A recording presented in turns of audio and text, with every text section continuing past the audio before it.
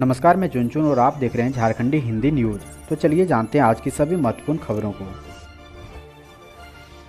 आज की पहली और बड़ी खबर की बात करें तो देवघर में श्रावणी मेले की हुई शुरुआत। 35 लाख श्रद्धालुओं के आने की है उम्मीद। झारखंड के देवघर में बृहस्पतिवार को श्रावणी मेले की शुरुआत हुई, जिसमें देश भर से इस साल 35 लाख श्रद्धालु के आने की उम्मीद है। अधिकारियों ने बताया कि मेले के लिए विस्तृत तैयारी की गई है। उन्होंने बताया कि कोविड-19 महामारी की वजह से करीब 2 साल के बाद श्रावणी मेले का आयोजन किया जा रहा है और ये देश के सबसे बड़े मेले में से एक है। अधिकारियों ने बताया कि श्रावण मास शुरू होने के साथ कांवड़ यात्रा भी शुरू हो गई है। इसके तहत कांवड़िया बिहार से सुल्तानगंज से गंगा जल भरकर 105 किलोमीटर की दूरी तय कर देवघर के वैद्यनाथ धाम पहुंचेंगे, जो 12 ज्योतिर्लिंगों में से एक है। ये मेला करीब 1 महीने तक चलेगा। राज्य के कृषि मंत्री बादल पत्रलेख और बीजेपी के स्थानीय सांसद डॉक्टर निशिकांत दुबे ने श्रावणी मेले का उद्घाटन किया।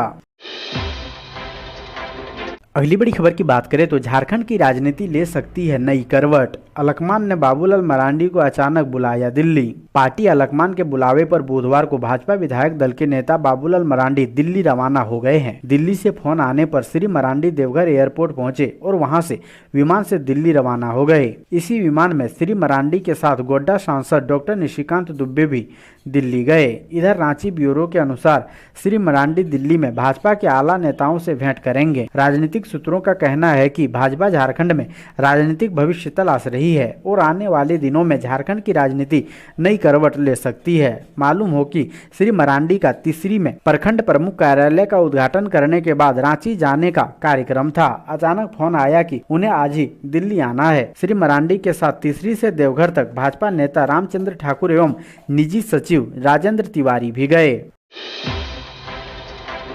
अगली बड़ी खबर की बात करें तो रांची के डीसी एसएसपी हटाए गए। पहले छवि रंजन आईएएस, अब सुरेंद्र झा आईपीएस को हटाया। झारखंड के 8 आईपीएस अधिकारी के तबादले में सर्वाधिक चर्चा रांची के एसएसपी सुरेंद्र कुमार झा के तबादले को लेकर है। रांची में 10 जून को जुम्मे की नमाज के बाद उपद्रव, पत्थरबाजी व गोलीबारी की घटना के बाद से ही यह आशंका जताई जा रही थी कि डीसी व एसएसपी पर जल्द गाज गिरेगी। वही हुआ भी। पहले रांची के उपायुक्त छवि रंजन को हटाया गया और अब रांची के एसएसपी सुरेंद्र कुमार झा को भी हटा दिया गया है। यूं कहें तो रांची के सीनियर एसपी व उपायुक्त की कुर्सी उपद्रव के भेंट चढ़ गई। हालांकि कुछ लोग इसे सामान्य स्थानांतरण मान रहे हैं। उनका कहना है कि दोनों ही अधिकारियों का कार्यकाल पूरा हो गया था, इसलिए उनका स्थानांतरण कर दिया गया है। इतना ही नहीं, इस घटना से संबंधित मुख्य कांड का अनुसंधान कर रही सीआईडी के एडीजी प्रशांत सिंह का भी तबादला कर दिया गया है। अगली बड़ी खबर की बात करें तो झारखंड में रोड टैक्स जुर्माना माफ।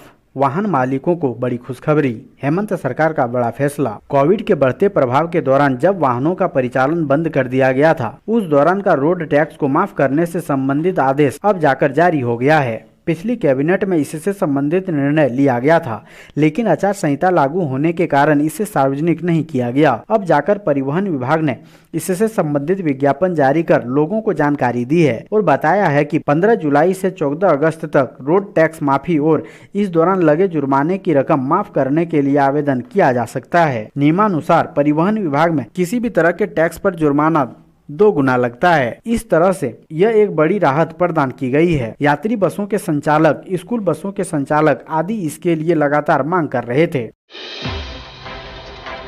अगली बड़ी खबर की बात करें तो झारखंड पुलिस से रिटायर सब इंस्पेक्टर का आतंकवादी संगठन सिमी से कनेक्शन। झारखंड पुलिस से रिटायर सब इंस्पेक्टर का आतंकवादी संगठन सिमी से कनेक्शन जुड़ा है। सिमी से कनेक्शन रखने के आरोप में बुधवार को पटना के फुलवारी शरीफ से 2 लोगों को गिरफ्तार किया गया। ये दोनों पीपुल फ्रंट ऑफ इंडिया और एसडीपीआई के सक्रिय सदस्य बताए गए हैं, जो लोगों को देश विरोधी गतिविधि में शामिल होने के लिए मुहिम चला रहे थे। गिरफ्तार आरोपियों की पहचान मोहम्मद जलालुद्दीन और अतहर परवेज के रूप में हुई है। मोहम्मद जलालुद्दीन झारखंड पुलिस से रिटायर सब इंस्पेक्टर हैं। गिरफ्तार आरोपी पुलिस से बचने के लिए पीएफआई एवं एसडीपीआई पार्टी के झंडे तले अपने काम को अंजाम देते थे। दोनों एक किराए के मकान में रहकर गुमराह छात्रों को मार्शल आर्ट एवं शारीरिक शिक्षा के नाम पर अस्त्र शस्त्र की ट्रेनिंग देते थे। इसके अलावा धार्मिक उन्माद फैलाने और आतंकवादी गतिविधि करने के लिए उन छात्रों को ब्रेन वॉश कर रहे थे। दोनों आरोपी प्रशिक्षण में शामिल लोगों को अपने अपने क्षेत्र में जाकर अधिक से अधिक लोगों को प्रशिक्षित करने का निर्देश देते थे। जब इनके ठिकानों पर छापेमारी की गई तो पुलिस को पीएफआई का झंडा पम्पलेट, बुकलेट एवं गुप्त दस्तावेज मिले हैं, जिसमें 2047 तक भारत को इस्लामिक राष्ट्र बनाने के लिए मुहिम चलाने से संबंधित दस्तावेज शामिल हैं। अगली बड़ी खबर की बात करें तो विवाद के बाद जामताड़ा के 40 से ज्यादा स्कूलों ने रविवार को छुट्टी की बहाल। शुक्रवार को होता था साप्ताहिक अवकाश। झारखंड के जामताड़ा जिले के करीब 40 स्कूलों ने बुधवार को कहा कि वे रविवार की साप्ताहिक छुट्टी को बहाल करेंगे। गौरतलब है कि इन स्कूलों ने साप्ताहिक छुट्टी शुक्रवार को रखने की शुरुआत की थी। मामला सामने आने के बाद बड़े विवाद के बीच राज्य के शिक्षा मंत्री जगन्नाथ महतो ने जामताड़ा जिले के कुछ सरकारी स्कूलों में शुक्रवार को छुट्टी घोषित किए जाने पर नाराजगी जताई थी। उन्होंने मामले की जांच कर 1 सप्ताह में रिपोर्ट मांगी। जिला शिक्षा अधिकारी अभय शंकर ने बताया कि लॉकडाउन के दौरान इन स्कूलों को साप्ताहिक छुट्टी रविवार से बदलकर शुक्रवार को रखने के लिए मजबूर किया गया था। उन्होंने कहा कि जिला स्कूल प्रबंधन समिति को भंग कर दिया गया है और जल्द ही नई समिति गठित की जाएगी। अगली बड़ी खबर की बात करें तो कोल्हान में बिजली विभाग की छापेमारी, 218 लोगों पर मुकदमा दर्ज, लाखों की हुई वसूली। कोल्हान में बिजली विभाग द्वारा बुधवार को छापेमारी अभियान चलाया गया। यह अभियान जमशेदपुर के विद्युत महाप्रबंधक श्रवण कुमार के आदेश के बाद किया गया। इस संबंध में जानकारी देते हुए जमशेदपुर एरिया बोर्ड के महाप्रबंधक श्रवण कुमार ने बताया कि कोल्हान के घाटशिला, मानगो, जमशेदपुर, चाईबासा, चक्रधरपुर, सरायकेला, आदित्यपुर क्षेत्र में कुल 1188 घरों में छापेमारी की गई, जिसमें से 218 लोगों पर बिजली चोरी का मामला विभिन्न थाना में दर्ज कराया गया। आरोपी से 32,43,006 रुपए का जुर्माना वसूल की गई।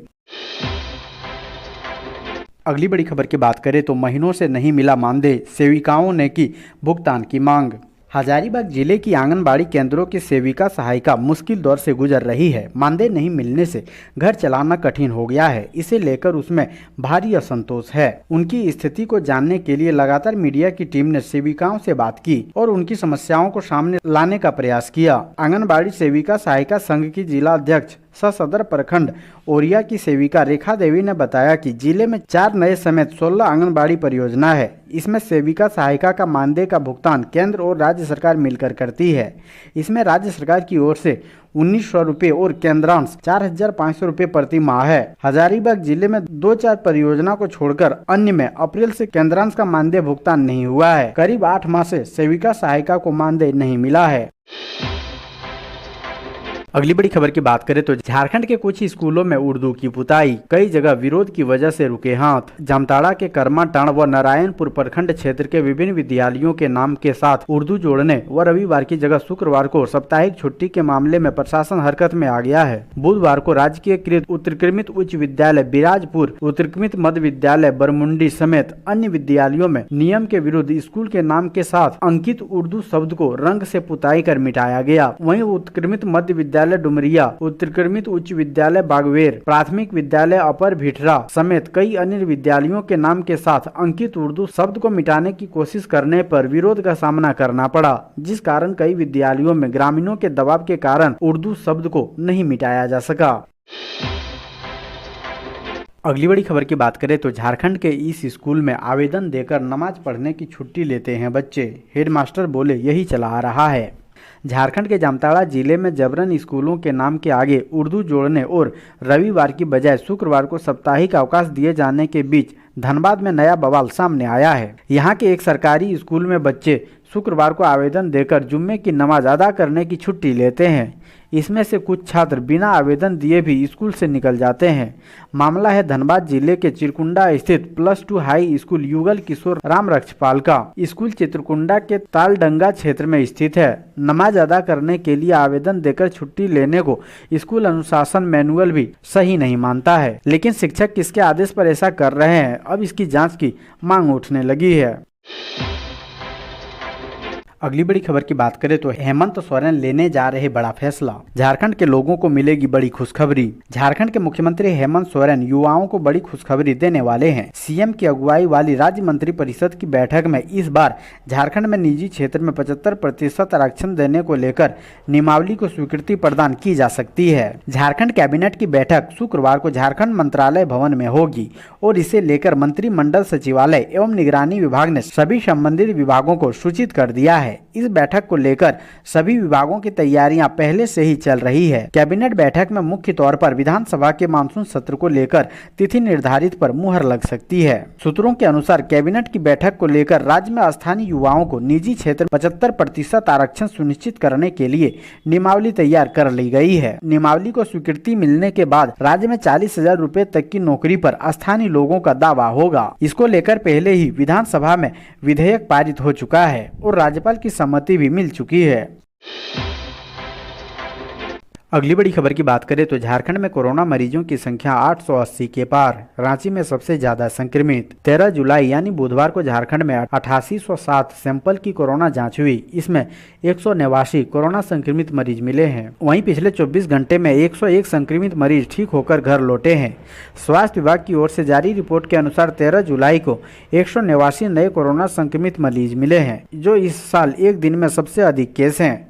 बता दें कि झारखंड में कोरोना संक्रमण दिन प्रतिदिन फैलता जा रहा है। यही वजह है कि 7 जुलाई को 102, 8 जुलाई को 132, 9 जुलाई को 125, 10 जुलाई को 70, 11 जुलाई को 129 और 12 जुलाई को 162 संक्रमित मिले हैं। 13 जुलाई को सबसे अधिक 53 संक्रमित रांची में मिले हैं। इसके अलावा जमशेदपुर में 16, बोकारो में 19, देवघर में 36, धनबाद में 1, दुमका में 6, गिरिडीह में 3, गोड्डा में 14, गुमला में 8, हजारीबाग में 11, जामताड़ा में 1, खूंटी में 1, कोडरमा में 1, लातेहार में 3, रामगढ़ में 9, सरायकेला में 6 और सिमडेगा में 1 मरीज मिले हैं। वहीं राज्य में 101 कोरोना संक्रमित मरीज ठीक भी हुए हैं।